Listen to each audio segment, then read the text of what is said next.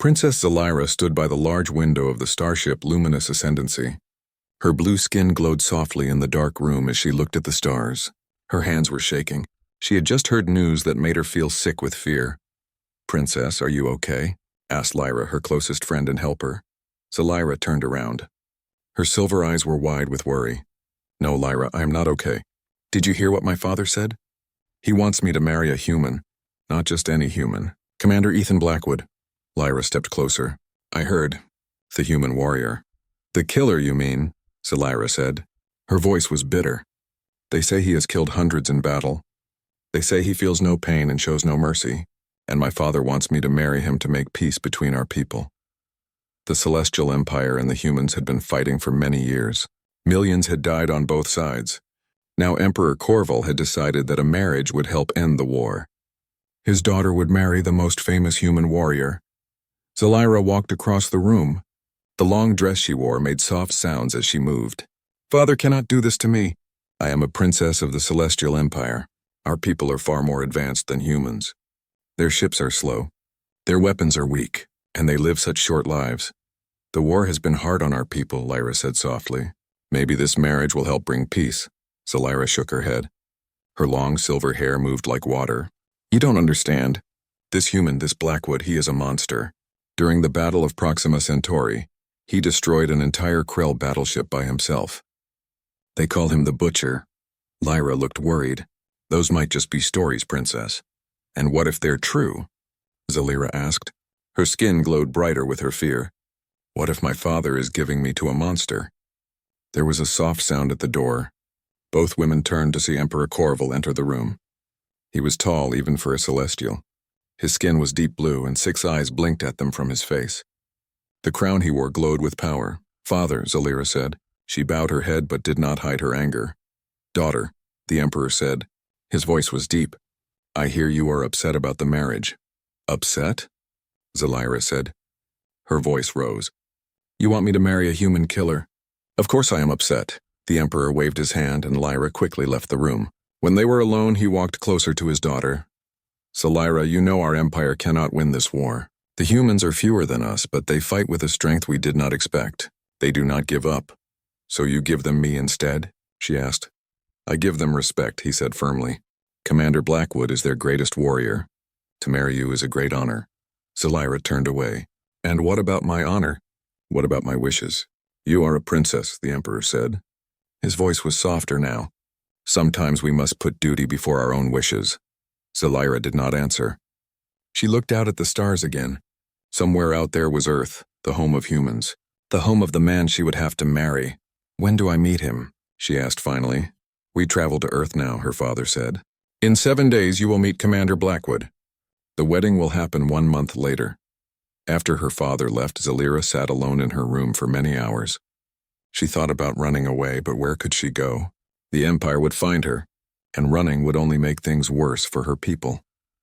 That night she asked the ship's computer to show her pictures of Commander Blackwood. The images that appeared made her heart beat faster with fear. He was tall for a human with broad shoulders and cold gray eyes.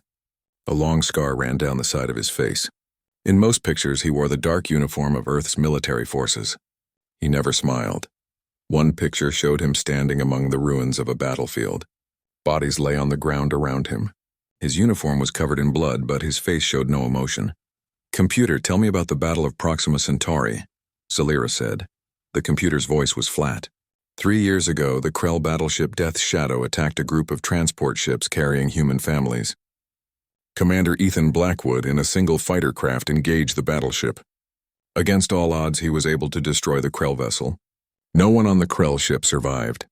Commander Blackwood saved over 2,000 human lives that day. Zalyra frowned. "And the Butcher name? Why do they call him that?"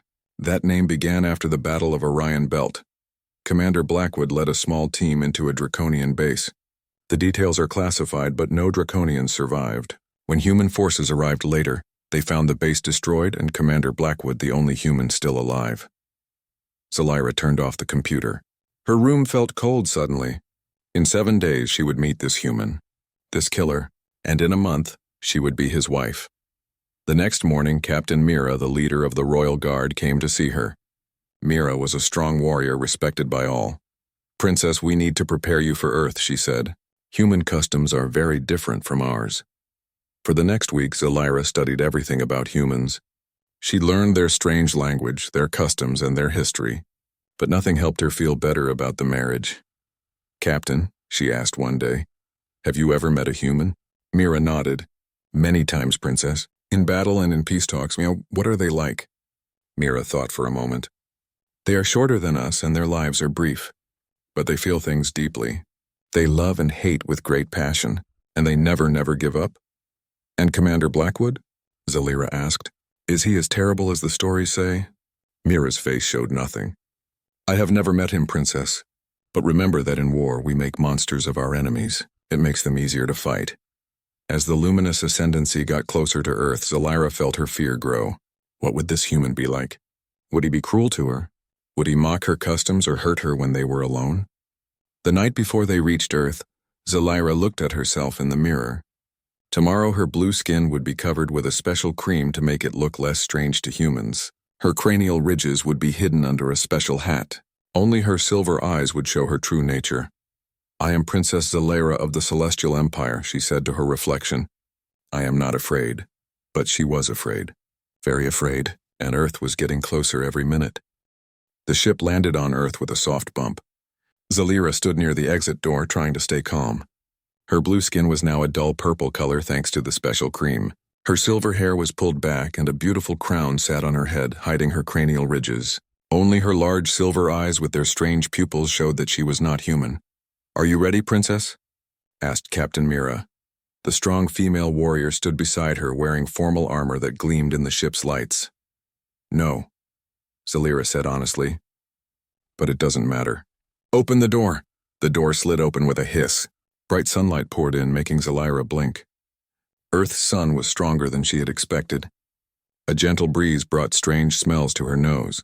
Green plants, water, and something burning far away. Outside, a line of humans in neat uniforms stood waiting. Behind them was a crowd of people in fancy clothes. They all stared at Zalira as she took her first steps onto Earth. At the center of the line of soldiers stood a tall man with broad shoulders. Even without her lessons, Zalira would have known who he was. Commander Ethan Blackwood, the human she was supposed to marry. He looked just like his pictures. Tall and strong, with short dark hair and those cold gray eyes. The scar on his face looked red in the sunlight. He wore a dark uniform with many medals and pins on it. As Zalira walked down the ramp, she felt her legs shake. The gravity on Earth was stronger than on her ship. Or maybe it was just fear making her weak. Blackwood stepped forward and gave a small bow. Princess Zalira, he said. His voice was deep and calm. On behalf of Earth and the Global Alliance, I welcome you to our world. He held out his hand. Zalira had studied this custom. Humans shook hands when they met. Taking a deep breath, she placed her hand in his. His skin was warm, much warmer than her own. His grip was firm but not painful. Zalira couldn't help the small gasp that escaped her lips. Commander Blackwood, she said, glad that her translator made her words sound smooth and clear in English. I thank you for your hospitality. They began walking toward a line of black vehicles. As they walked, Zalira heard two human females whispering nearby. That's him, the butcher of Proxima Centauri. God, imagine being forced to marry that. Poor alien girl.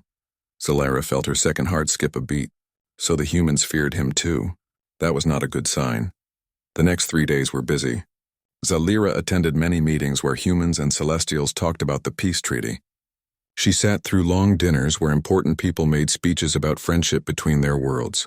Through it all, Commander Blackwood was often nearby, but they rarely spoke directly. Zalira was given a large room in a building called the Diplomatic Quarters. It was comfortable enough, though she missed the crystal walls and glowing floors of her home. A human woman named Kate Lopez was assigned to help her with anything she needed. Is there anything I can get for you, Princess? Kate asked on the third day. She was a kind woman with a warm smile and gentle eyes. Information, Zalira said. About Commander Blackwood. Kate's smile faded a little. What would you like to know? The truth, Zalira said. Is he as dangerous as everyone says? Will he be cruel to me when we are married? Kate sat down across from Zalira. Commander Blackwood is a complicated man, Princess. He's seen a lot of war, done things he probably wishes he hadn't, but cruel? No, I don't think so. Zalira wasn't sure if she believed her. Humans might lie to protect one of their own. Later that day, Kate returned with news. Princess, there's been a change in schedule. The formal dinner has been moved to tomorrow. Instead, Commander Blackwood has requested your presence for a private meeting. Zalira felt her skin glow with anxiety. A celestial reaction she couldn't control. Just the two of us? Kate smiled gently. He specifically asked that I tell you it's informal. No diplomats, no guards. Just a chance to speak before all the ceremonial business. An hour later, Zalira found herself in a beautiful garden. Plants of all colors grew around stone paths. Small flying creatures, birds she remembered, sang in the trees. Commander Blackwood stood waiting for her, but he looked different. He wasn't wearing his military uniform. Instead, he wore simple clothes, pants and a shirt in dark colors. Thank you for coming, he said, pointing to a bench surrounded by flowers. I thought you might like some greenery. Your ambassador mentioned that botanical science is something you enjoy. Zalira was surprised. She had mentioned her love of plants to the ambassador, but she hadn't expected Blackwood to know this, or to care. These specimens, she said carefully, looking at a red flower. They're quite interesting. Our scientists have studied Earth's plants for many years, but seeing them for real is different. Blackwood nodded. I felt the same way when I first visited your star system. No matter how many pictures you study, nothing prepares you for the real thing. They talked for over an hour. Blackwood told her about places he had visited. He asked smart questions about celestial culture. He showed no signs of the cruelty Zalira had feared. When she carefully asked about his military career, a shadow passed over his face. The stories about me, he said quietly. I know what they say. Some are made bigger than truth, others. He looked away. War makes us do things that no one should have to do. As the sun began to set, Zalira felt confused. This thoughtful, intelligent human was not the monster she had expected. They started walking back to her quarters as darkness fell. Suddenly, a loud boom shook the ground. Blackwood moved instantly, pushing Zalira behind a stone wall and covering her with his body as pieces of a nearby building fell around them. Stay down, he ordered. And in that moment, Zalira saw it, the warrior, the commander. His whole body changed as he looked for danger, his eyes sharp and focused. Soon, human security forces arrived. Blackwood was already telling people what to do, setting up protection and a safe way out. Faction extremists, someone reported. They don't want the alliance. As she watched Blackwood efficiently direct everyone, Zalira realized something important. Perhaps the rumors weren't all false. This man was indeed capable of violence when needed. But there was more to him than the stories said. After the attack, they were taken to a safe room underground. Zalira sat across from Blackwood in the small space. Other humans and Celestials were nearby, talking urgently about what had happened. You saved my life, Zalira said softly. Blackwood shrugged. Anyone would have done the same. That's not true, she argued. And it doesn't match your reputation. The galaxy fears you, Commander. They call you the Butcher of Proxima Centauri. They say you destroyed an entire ship by yourself. They say you feel no pain, no kindness. A bitter smile crossed his face. Stories. Useful in war, less so in peace, he paused, then continued. The Proxima incident. It wasn't what people think. We were protecting ships full of families. The Krell attacked without warning, ships with children on them. His voice hardened. Yes, I destroyed their battleship. And yes, I would do it again. Zalira studied him, her silver eyes reflecting the dim emergency lights. Our report said you were a killer without mercy. And mine said you were a spoiled princess who thought humans were like animals. He answered, his expression softening into something almost like a smile. For the first time since arriving on Earth, Zalira laughed, a musical sound that seemed to surprise them both. Perhaps, she admitted, our reports are both wrong. The safe room was quiet now. Most of the other people had left to help with the cleanup after the explosion. Only Zalira and Commander Blackwood remained, sitting across from each other in the small space. May I ask you something, Commander? Zalira said. Blackwood nodded. Of course. And please call me Ethan when we're not in formal settings. The name felt strange to Zalira. Using a first name was a sign of closeness among humans. But she would have to get used to it. This man would be her husband soon. Ethan, she said slowly, why did you agree to this marriage? You must have had a choice. You are a hero to your people. He was quiet for a moment. His gray eyes looked tired in the dim light. Same reason as you, duty. But also hope. This war has gone on long enough. Too many have died on both sides. Before Zelira could respond, the door opened. A human woman with short brown hair and sharp eyes entered. She wore a uniform similar to Ethan's. Zelira remembered seeing her at the landing area. She was part of Ethan's team. "Commander," the woman said, "we've found out who attacked us. They're not faction extremists like we thought." Her expression was grim. "They're celestial operatives." Zelira felt her blood turn cold. "That's impossible. My father wants this alliance." "Your father, yes," the woman said, handing Ethan a small screen. "But according to our information, your cousin, Prince Vorex, has other plans. He thinks your father has grown weak. He wants to continue the war, and he doesn't want you marrying a human." As Ethan looked at the information, his face darkened. "They'll try again, and next time they'll be better prepared." Zelira realized with sudden clarity that she was no longer afraid of this human. Instead, she was afraid for him, for them both. "What do we do?" she asked. Ethan looked at her. "We move faster. We get married, tomorrow." The next few hours were a blur of activity. Zelira was taken back to her room to prepare. Kate Lopez helped her get ready. "Are you okay with this, princess?" Kate asked as she helped Zelira put on a simple white dress. It was a mix of celestial and human wedding styles. "Everything is happening so fast." Zelira looked at herself in the mirror. Her blue skin was still covered with the special cream, but she had decided to let some of her natural glow show through. Her silver eyes looked back at her full of uncertainty. "I don't have a choice," she said. "But he is not what I expected," Kate smiled. "No, he's not. Few people really know him. He keeps to himself most of the time." "Because of the war?" Kate nodded. "He's seen a lot of terrible things. Done things that haunt him. But he's a good man, princess. One of the best I know." An hour later, Zelira stood in a small room with only a few people present. The original wedding was supposed to be a big public event. This was very different. Only the most important officials were there, along with tight security. Ethan entered wearing his formal military uniform. The many medals on his chest caught the light. He looked serious but calm. The ceremony was short. They said the traditional words from both cultures. When it was over, a human official declared them married.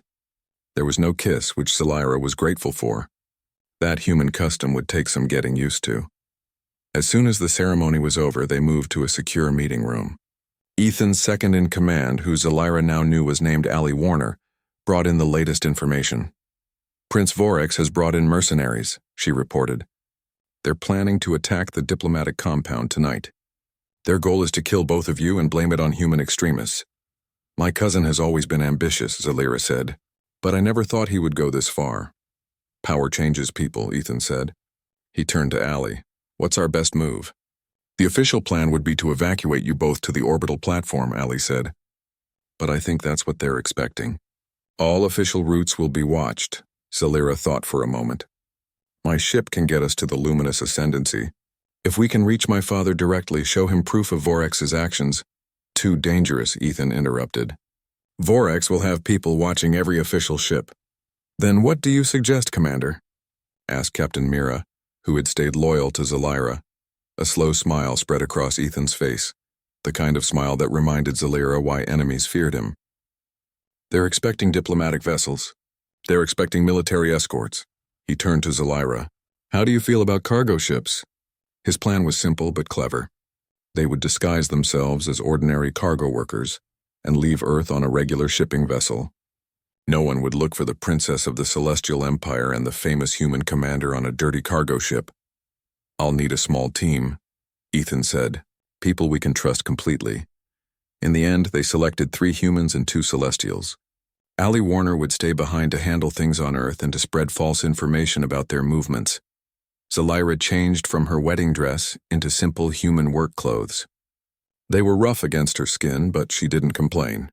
Ethan also changed, removing all signs of his rank and position. "You look different," Zelira said when she saw him in the plain clothes. "So do you," he replied. "That's the point." Captain Mira approached them. "Princess, I must warn you.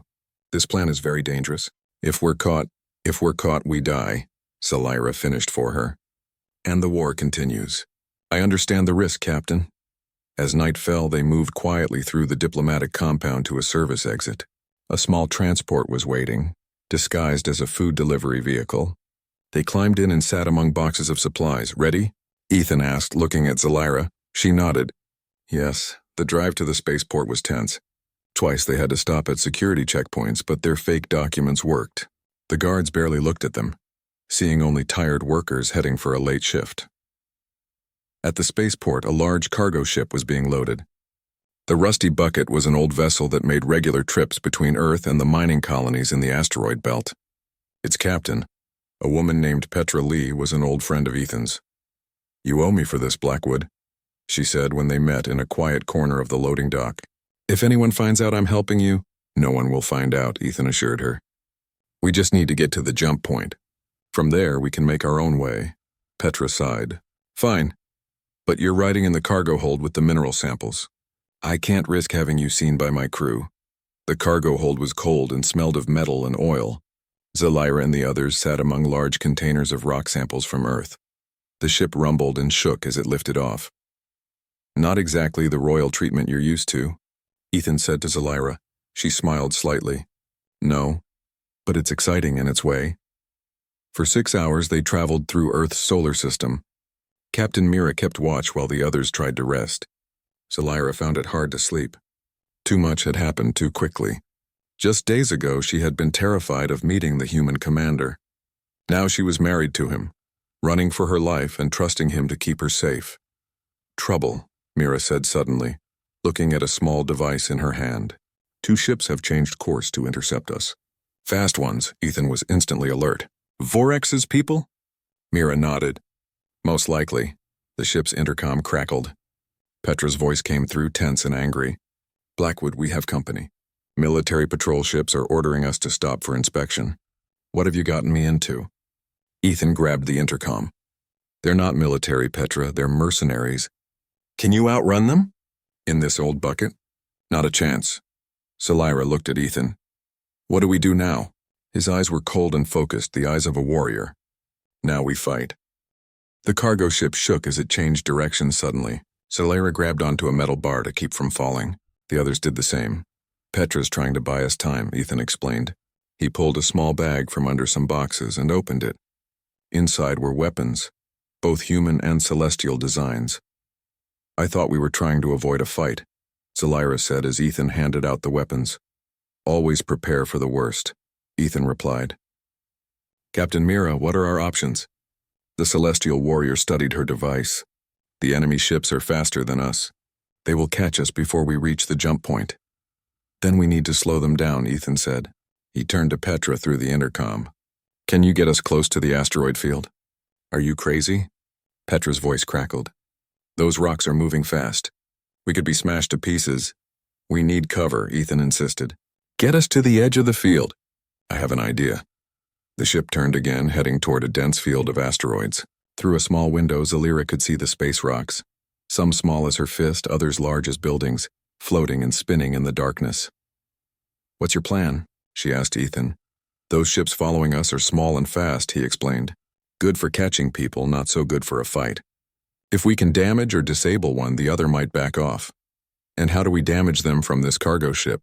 asked one of the human soldiers, a woman named Grace. Ethan smiled grimly. "We use what we have. This ship is carrying mineral samples from Earth, right? Some of those samples are heavy metals." Understanding dawned on Captain Mira's face.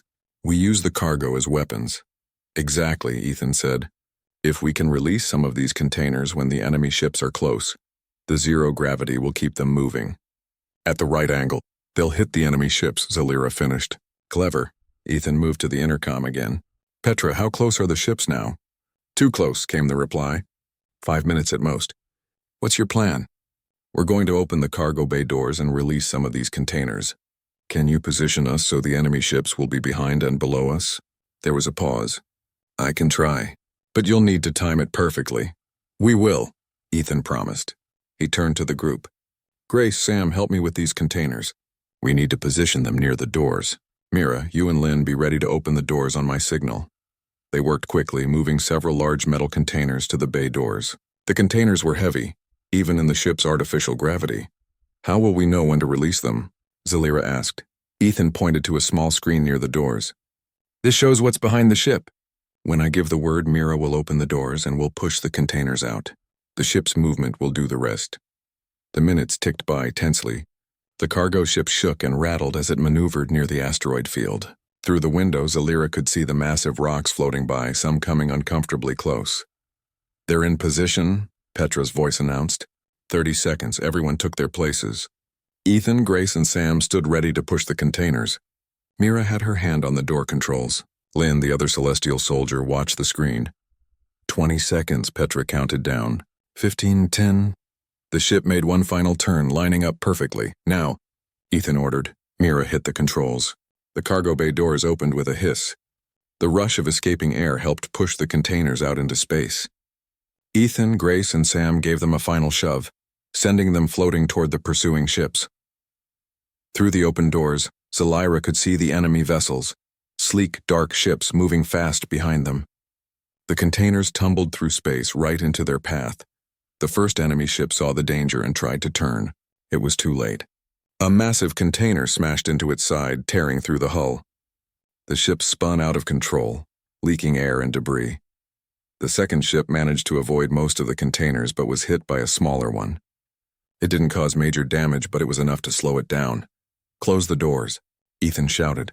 Mira hit the controls again and the bay doors slid shut. The artificial gravity and air pressure returned to normal. We did it, Grace said, breathing hard. Not yet, Ethan replied. He went back to the intercom. Petra, status? One ship is disabled, she reported. The other is falling back, but it's still following us. We're entering the edge of the asteroid field now. The ship shook violently as it navigated between the massive space rocks. Everyone grabbed onto something to stay steady. This is too dangerous, Zelira said. If we hit one of those asteroids, we won't, Ethan assured her, though he didn't look completely convinced. For nearly an hour, they moved through the asteroid field. The remaining enemy ship tried to follow but eventually gave up, unwilling to risk destruction. When they finally emerged from the field, everyone breathed a sigh of relief. We lost them, Petra announced. We'll reach the jump point in 2 hours. Ethan nodded to the team. Good work, everyone. Rest while you can. Once we reach the jump point, we'll transfer to a celestial scout ship that Captain Mira has arranged. As the others settled down, Zelira moved to sit beside Ethan. He was checking a star map on a small device. You saved us, she said softly. He shook his head. We all did, teamwork. Is this what it was like? In the battles you fought? Ethan was quiet for a moment. Sometimes. But usually it was worse. Much worse. Zelira studied his face. The scar seemed less frightening to her now. The stories about you. They make you sound like you enjoy fighting, like you're good at killing. I'm good at staying alive, he corrected, and keeping my people alive. There's a difference. Yes, there is, she agreed. I think I understand now why my father chose you. Ethan looked at her curiously. Why? Because you are both a warrior and a thinker. You can fight when needed, but you don't love war. She paused. My cousin Vorax. He loves war. He thinks it makes him strong. War doesn't make anyone strong, Ethan said. It just reveals the strength or weakness that was already there. They sat in silence for a while. Zelira found it strange how comfortable she felt with this human now. The monster of her nightmares had become her protector, her ally. Perhaps someday her friend. What happens when we reach your father's ship? Ethan asked. If we can show him proof of Vorax's betrayal, he will act, Zelira said confidently.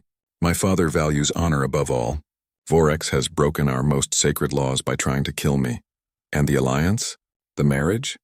Zelira felt her skin warm slightly, a celestial sign of embarrassment. The marriage is valid under both our laws unless you want to end it once this is over. Ethan looked at her for a long moment. Let's focus on staying alive first. We can figure out the rest later. 2 hours later, they reached the jump point, a place in space where ships could enter faster than light travel. As promised, a small celestial scout ship was waiting for them.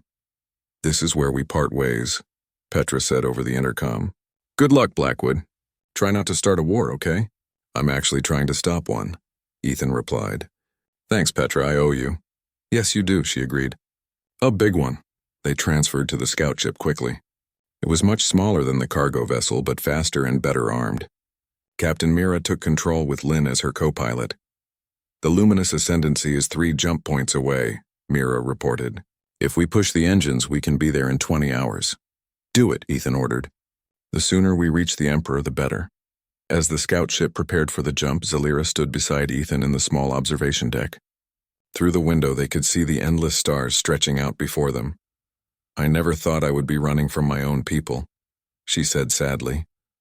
Not all your people, Ethan reminded her, just Vorex and his followers. Still, it hurts to know that some Celestials would rather continue the war than find peace. Ethan nodded. There are humans who feel the same way. Fear and hate are easy. Understanding and peace are harder. The ship hummed as the jump engines powered up. In moments, they would enter faster than light travel, leaving Earth's solar system behind. Zalira looked at Ethan. Are you afraid? Of meeting your father? He asked with a small smile. A little. He will like you, Zalira said, surprising herself with how much she meant it. Once he sees who you really are, not the stories. And who am I really? Ethan asked quietly. Zalira thought for a moment. You are brave and clever. You care about your people. You fight when you must but prefer peace. She paused. You are not that human I feared. You are much more. The ship jumped and the stars became streaks of light around them. They were on their way to the heart of the Celestial Empire, carrying with them the hope for peace between their worlds. The scout ship moved through space faster than light. Inside, Zalira tried to rest, but sleep wouldn't come. Too much had happened. 3 weeks ago, she had been a princess living safely in the Celestial Empire. Now she was married to a human warrior and running from her own cousin who wanted her dead. A soft sound made her look up. Ethan stood in the doorway of the small room she had been given. Sorry to disturb you, he said. Captain Mira asked me to tell you we'll be coming out of jump space soon. We might have trouble ahead. Zalira sat up. What kind of trouble? Our sensors picked up ships near the next jump point. They could be Vorex's forces. He moved fast, Zalira said, impressed despite herself. He must have ships stationed at all the main routes to the luminous ascendancy. Ethan nodded. That's what Mira thinks too. We're planning to take a longer route through the nebula zone. Zalira's eyes widened. The nebula zone is dangerous. The gas clouds can damage ships. It's either that or fight our way through Vorex's blockade, Ethan said. Mira thinks the scout ship can handle the nebula if we're careful. They moved to the bridge of the small ship.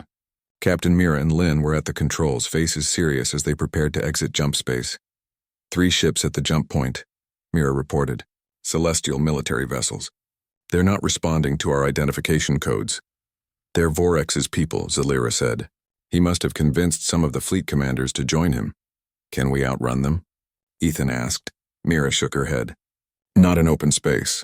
Our only chance is the nebula.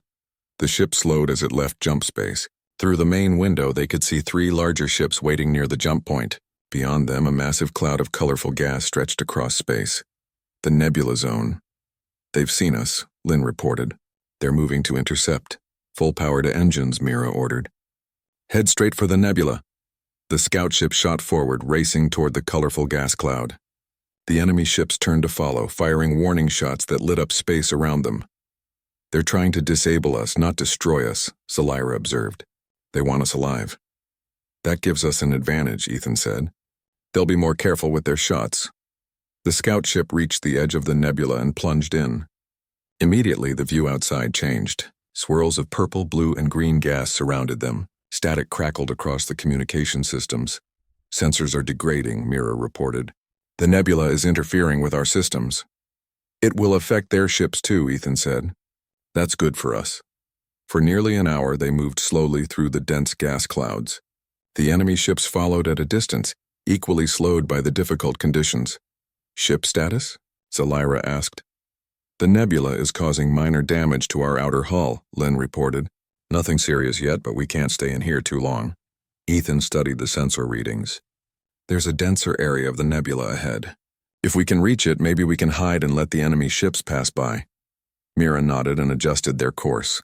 The gas outside grew thicker, making it hard to see anything beyond the ship's immediate surroundings.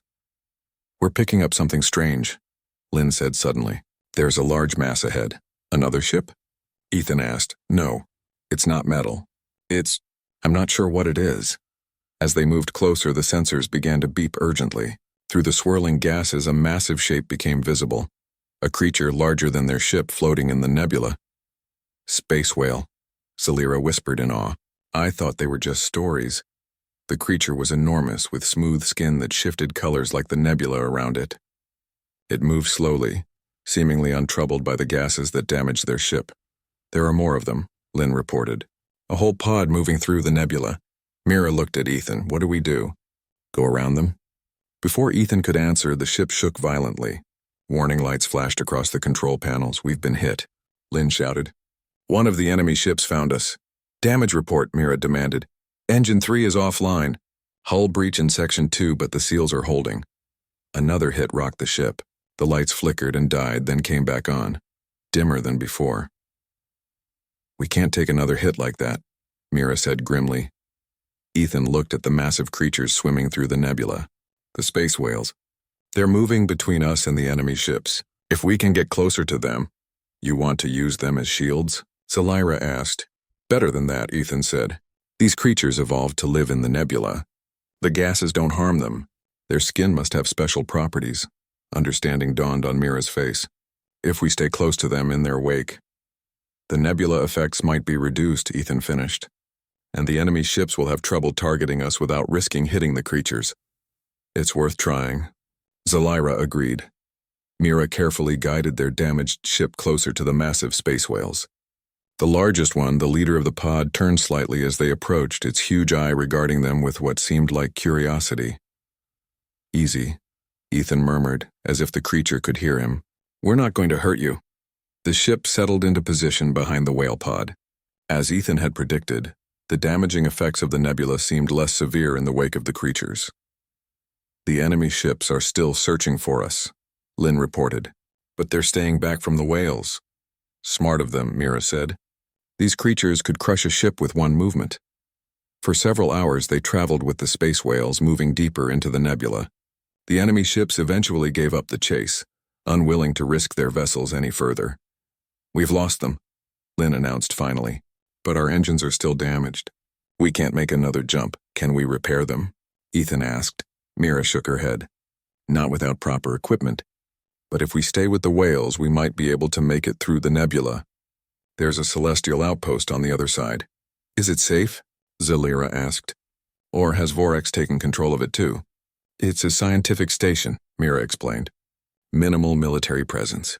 And the chief researcher there is loyal to your father. I served with her years ago. It was their best option. They continued to follow the whale pod through the nebula. The massive creatures seemed unbothered by their presence, occasionally turning to look at the small ship with their ancient eyes. They're beautiful, Celira said softly as she watched them swim through the colorful gases. I never thought I would see such creatures. The universe is full of wonders, Ethan replied, standing beside her. Things neither humans nor celestials have fully discovered yet. Celira looked at him. Is that why you became a soldier? To explore? Ethan was quiet for a moment. I became a soldier because Earth needed defenders. But yes, part of me always wanted to see what was out there. He smiled slightly. Though I never expected to be married to an alien princess and swimming with space whales. Celira laughed. It felt good to laugh after so much fear and tension. 2 days later, they emerged from the nebula. The scientific outpost was visible in the distance, a small station orbiting a tiny moon. They're hailing us, Lynn reported. Tell them who we are, Celira ordered, and that we need immediate assistance. The outpost responded quickly, sending small ships to guide them in. When they docked, they were met by the station's chief researcher, Dr. Nina Dell, an older celestial female with kind eyes and a worried expression. Princess Celira, she said, bowing deeply. We received news of what happened. Your father has been searching for you. Is he safe? Celira asked urgently. Has Vorex moved against him? The Emperor is safe, Dr. Dell assured her. He is on the luminous ascendancy, which is heavily guarded. Vorex has declared that you were kidnapped by Commander Blackwood, but many do not believe his story. We need to reach my father, Celira said. Can you help us? Dr. Dell nodded. We have a fast ship. I can take you to the luminous ascendancy myself. While the scout ship was being repaired, Celira and Ethan rested and prepared for the next part of their journey. The outpost had communication equipment that allowed them to send a secure message to Earth, letting Allie Warner know they were alive. Forex has been busy, Allie reported. He's telling everyone that Blackwood kidnapped you, Princess. That the marriage was forced. Some people believe him. We need to reach the Emperor quickly, Ethan said, before this gets any worse. The next day they boarded Dr. Dell's research ship. It was faster than the scout ship and well equipped for deep space travel. Captain Mira and the others stayed behind to finish repairs, planning to follow when they could. As they prepared to jump to the Luminous Ascendancy's location, Zalira found Ethan in the observation deck. Looking out at the stars, "Are you nervous?" she asked. "About meeting my father?" Ethan smiled slightly. "The most powerful being in the Celestial Empire. Who thinks I might have kidnapped his daughter?" "Not at all," Zalira laughed. "He will know the truth when he sees us." "My father is wise." "I hope so," Ethan said.